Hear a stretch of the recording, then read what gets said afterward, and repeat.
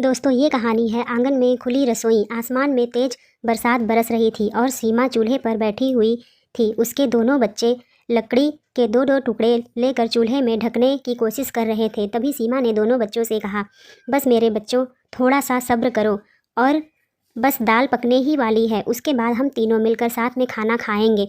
अगर आज तुम्हारे पिताजी होते तो तुम्हें इतना ज़्यादा परेशान होने की ज़रूरत कभी नहीं पड़ती। माँ, आप इतना ज़्यादा परेशान मत हो। जब हम आपको रोते हुए देखते हैं तो हमें आसमान से बरसती हुई यह बारिश बहुत ज़्यादा कमज़ोर नज़र आती है। हम आसमान से बरसती हुई बारिश को देख सकते हैं, लेकिन आपकी आंखों से बरसते हुए आंसुओं को नहीं। हाँ माँ, अब तो हम भी बड़े हो रहे हैं, हमें आपकी परेशानी समझ में आती है। दादी ने हमें घर से बाहर कर दिया है, लेकिन हमारी रसोई हमें नहीं दी, सिर्फ एक कमरे ही दिए हैं। और कमरे की दीवारें अगर जुड़े और आग की वजह से काली पड़ी तो फिर वो हमें घर से निकाल देंगे। इसलिए हमें आंगन की खुली रसोई में खाना बनाना पड़ता है। बेटा, मेरे दोनों ही बच्चे कितने समझदार हो गए हैं। बच्चों, जल्दी सब कुछ ठीक हो जाएगा और हम कुछ पैसे जोड़कर अपने लिए एक रसोई बनवा लेंगे। और जब तुम बड़े हो जाओगे और हम कमाने लगोगे तो हम अपना एक घर बनाएंगे जहाँ से हमें कोई ना निकाल सके। दरअसल सीमा ने राहुल से लव मैरिज की थी, लेकिन उसकी सास कौशल्या को वो बिल्कुल पसंद नहीं थी, क्योंकि कुछ समय के बाद ही राहुल की एक दुर्घटना में मौत हो जाती है, जिसके बाद अब सीमा ही अपने दोनों बच्चों राजू और राजीव की परवरिश किया करती थी।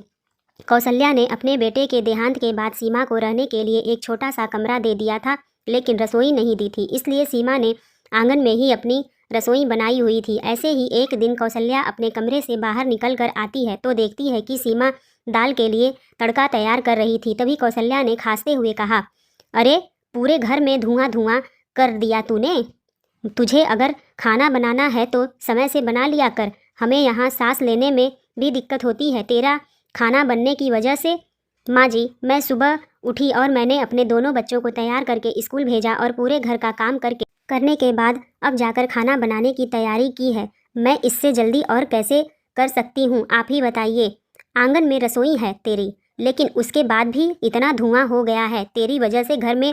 अगर तेरी रसोई हमारी रसोई के घर के अंदर होती तब तो तू हमारी पूरी रसोई को जलाकर ही मानती। वैसे भी मेरे बेटे को खा गई। यह बात सुनकर सीमा रोने लगती है और कौशल्या से रोते हुए कहती है, माँ जी, जितना दुख आपको अपने बेटे के खोने का है उतना ही दुख मुझे भी है। मैं इसमें कुछ नहीं कर सकती। अगर आपने अपना बेटा खोया है तो मैंने भी अपना पति खोया है।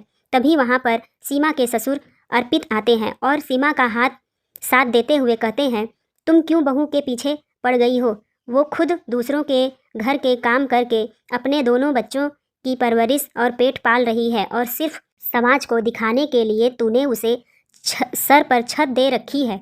रसोई पर हक तक नहीं दिया तूने, फिर भी वो आंगन में रसोई बनाकर अपना सारा काम कर रही है और तुझे इसमें भी परेशानी हो रही है। अरे, कम से कम अपने पोतों पर तो रहम खा ले। मुझे मत बताइए कि मुझे किसके साथ क्या करना है और किसके साथ क्या नहीं करना है, समझे। इतना बोलकर कौशल्या वहाँ से चली जाती है और अपनी पत्नी कौशल्या का यह बर्ताव देखकर अर्पित भी कुछ नहीं बोल पाता है। तो वहीं सीमा आंखों में आंसू लिए खाना बनाती रहती है, क्योंकि उसे अपने दोनों बच्चों का पेट भरना था जो कि स्कूल से आने वाले थे। ऐसे ही एक दिन उसके दोनों बच्चे खुशी खुशी घर आते हैं और उसे बताते हैं, माँ, मेरे 12वीं में 90% नंबर आया है और पूरे स्कूल में मेरी बहुत तारीफ़ हुई। गांव में भी हर कोई मेरी बहुत तारीफ़ कर रहा है और कह रहा है कि अखबार में मेरी फ़ोटो भी आएगी। और माँ, मैं भी 10वीं में फर्स्ट आया हूँ। अच्छे से पढ़ाई करेंगे तो आपकी सारी परेशानी दूर हो जाएगी और उसके बाद माँ, आपको आंगन में रसोई बनाने की ज़रूरत नहीं पड़ेगी। माँ, आपसे एक बात बोलूँ, अगर आप बुरा ना माने तो कैसी बातें कर रहे हो मेरे बच्चों? तुम तो दोनों मेरी आंखों का तारा हो। मैं तुम दोनों की बातों को बुरा कैसे मान सकती हूँ? बताओ क्या बात है? माँ, हमने पूरे साल बहुत मेहनत से पढ़ाई की है और इतने अच्छे नंबर पाए हैं। हम दोनों का रास्ते में हलवा खाने का बहुत मन हो रहा था। आप हमारे लिए सूजी का हलवा बना दो। अगर सूजी का हलवा नहीं तो आप आटे का ही हलवा बना दो। अरे मेरे बच्चे, उसमें गुस्सा होने वाली क्या बात है? तुम दोनों ने मेरा नाम रोशन किया है और अपने दादा दादी का भी, इसलिए मैं अभी तुम्हारे लिए हलवा बनाकर लाती हूँ। तुम लोग बिल्कुल भी परेशान मत हो। इसके बाद सीमा चूल्हे पर हलवा तैयार कर देती है और उसके बाद कुछ काम करने के लिए वहाँ से थोड़ी देर के लिए हट जाती है। तभी कौशल्या की नज़र चूल्हे पर पड़े हुए हलवे पर जाती है और वह जानबूझकर चूल्हे में पानी डाल देती है। और कहती है, बड़ी आई उन्हें हलवा खिलाने वाली, ना जाने ये खुद को समझती ही क्या है। अब मैं भी देखती हूँ उस घर में हलवा कैसे बनता है। फिर थोड़ी देर बाद सीमा आती है और देखती है कि चूल्हे पर पानी गिरा हुआ है, तो यह देखकर वो बहुत दुखी हो जाती है और उसकी आंखों में आंसू भर आते हैं और वो कहती है, हे राम जी, अगर आप जिंदा होते तो मुझे इतनी सारी परेशानियों का सामना नहीं करना पड़ता। माँ जी भी मुझसे खुश नहीं है। अब मेरे दोनों बच्चों का हलवा खाने का बहुत ज़्यादा मन कर रहा है, मैं क्या करूं। और ऐसे ही दिन गुजरते हैं।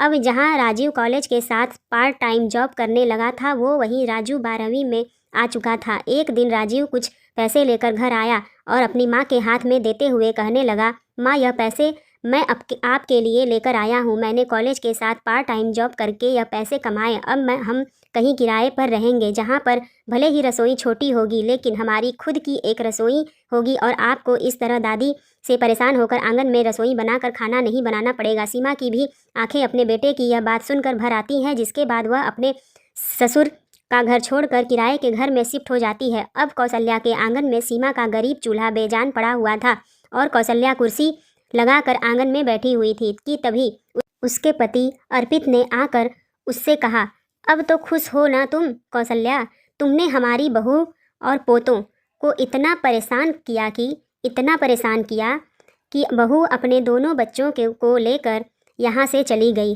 और तुम्हारी रसोई और तुम्हारा आंगन दोनों ही सूना पड़ा है। देख लो अपनी करतूत।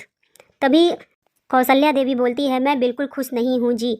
जब तक वो यहाँ रही मैंने उसे बहुत परेशान किया।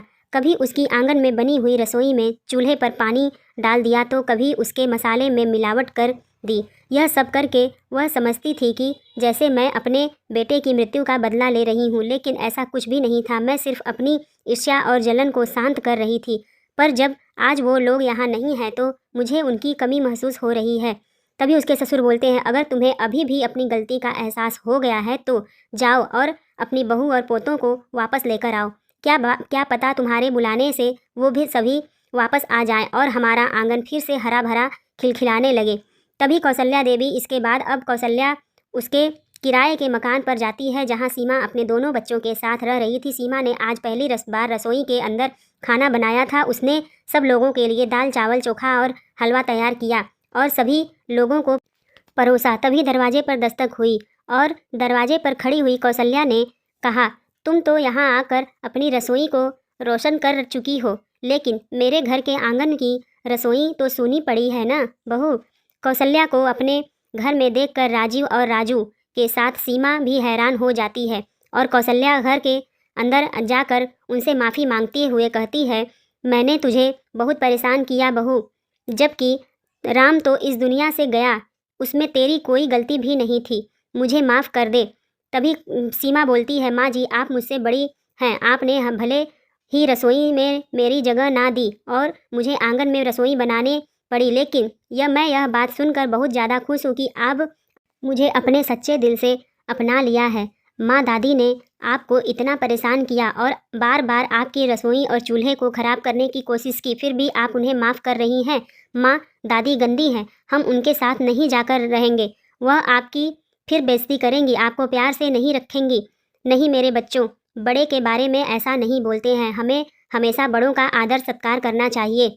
सीमा को एहसास हुआ कि कौशल्या को अपनी गलती समझ में आ गई थी, जिसके बाद राजीव और राजू भी सीमा के कहने पर वापस कौशल्या के घर जाकर रहने के लिए मान गए और उसके बाद सीमा के लिए आंगन की बनी हुई रसोई अब रसोई घर में बदल गई, जिसमें सीमा अपने सास ससुर और दोनों बेटों के लिए खाना बनाया करती और खुशी खुशी रहा करती थी। ऐसे ही सीमा का दिन लौट गया और सास भी सुधर गई। सीमा अपने परिवार के साथ सास ससुर और दोनों बेटों के साथ हंसी खुशी रहने लगती है